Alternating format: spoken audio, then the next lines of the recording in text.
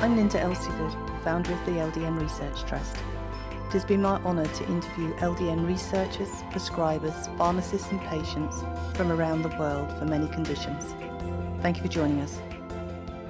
I'd like to introduce Dr. Igor Schwartzman from the United States. Thank you for joining me. Thank you, Linda. Could you tell me when you first heard about LDN? Yes, I discovered LDN about around 2011.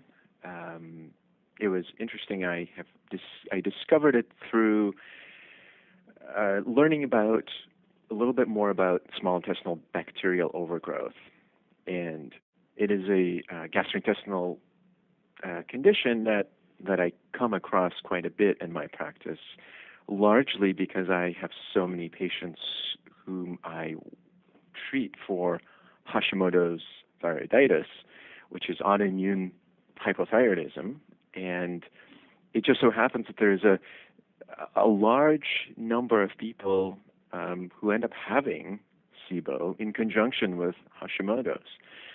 And of course, small intestinal bacterial overgrowth is a condition, if you would, a gut flora imbalance that results in augmented and changes in gut motility. And so when we treat gut motility, bacterial overgrowth, the second phase of treatment is actually treating gut motility. And so LDN can be used as a prokinetic. Pro means for, kinesis means movement, in treating SIBO. So that's when I initially discovered it, and as I began to dive in deeper, I realized the value of it being used in autoimmune conditions. And of course, there are some research studies to support the fact that LDN can be used with autoimmune conditions as well as others. But that was my discovery, and I've been using it since. Mm-hmm. What conditions would you say, other than those you've just already mentioned, have you used LDN for? Well, I have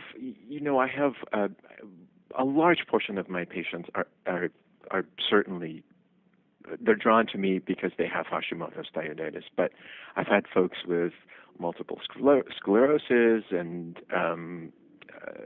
other autoimmune conditions that I'm using LDN for in conjunction with other modalities. And I don't generally draw too many folks who have many more conditions beyond the gastrointestinal disorders like irritable bowel disease and irritable bowel syndrome and Crohn's disease. And so those are certainly the most common ones in my practice, largely because of the emphasis of my clinical practice. Mm-hmm. When you treat somebody with, say, some SIBO, for example, mm-hmm. What else do you recommend that people do at the same time? Well, I look at SIBO as the therapeutic approach for me happens in stages. There's the initial stage of managing overgrowth, and the second phase is focusing on motility. So the first phase may involve herbal antibiotics, conventional antibiotics, fasting, appropriate diets. And then the second phase, which also involves certain herbal treatments and formulas and as well as LDN, as I mentioned, for used as a prokinetic. But I always use, there's obviously diet is an important part, whether it's phase 2, whether it's phase 3, or ongoing. In fact, dietary intervention is the foundation of my clinical practice because food is medicine, and that's where it all begins. And so LDN is part of the treatment, but that's not in its entirety. And that goes the same goes for any other type of health condition or health issue that the person's presenting with. What kind of a diet would you recommend that people take? That's a difficult question to answer in a few sentences, largely because we know that people who have, at least in my experience, people who have gastrointestinal health issues or endocrine disorders or Hashimoto's thyroiditis and so on, they are generally having sensitivities, allergies to certain foods, and it becomes extremely individualized. Now, as a general rule, and if we were to, and there are no generalities in clinical practice, but let's just say, as a general practice, if we were to select a dietary intervention for someone who has SIBO, I blend specific carbohydrate diet with low FODMAPs, with the approach of using anti-inflammatory foods that are much less allergenic in nature. So it's a blend, and you could probably even extend that beyond someone with SIBO and beyond someone with any other type of gastrointestinal health issue into endocrine disorders and other areas. But it certainly is individualized, and the basis of my approach is usually let's minimize the allergens, work on healing the gut and the barriers and the mucosal membranes, and then slowly reintroduce the foods. And once the gut barriers are strengthened, generally speaking, of course it doesn't happen overnight, but generally speaking, people do much better with fewer reactions, with fewer sensitivities than when they first started. Mm-hmm. In your experience, have you noticed any patients that when they first try LDN have any adverse effects? Well, similar to what other colleagues and other clinicians I have heard speak, the most common, of course, is the vivid dreams. That's probably what I come across the most.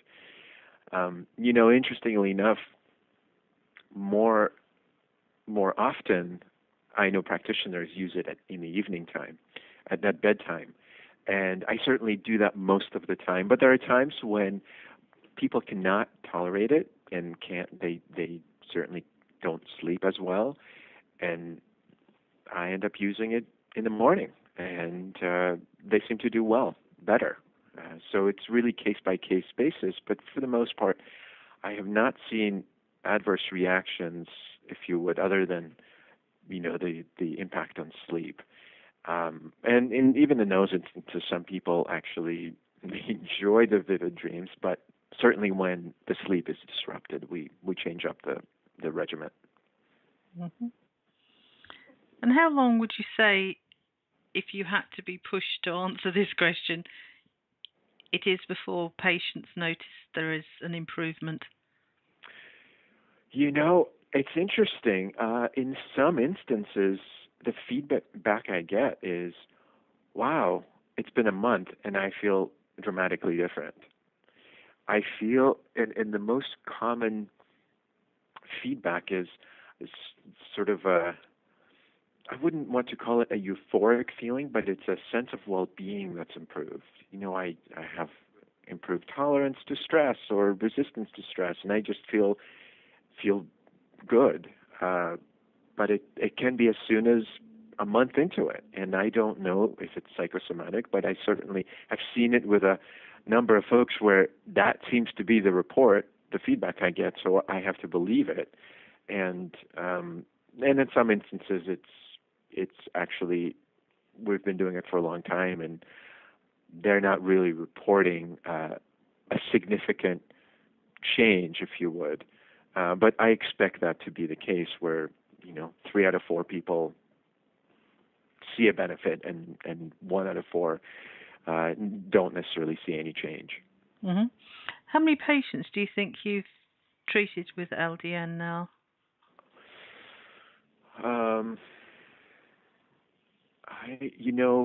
85% of my practice have Hashimoto's thyroiditis.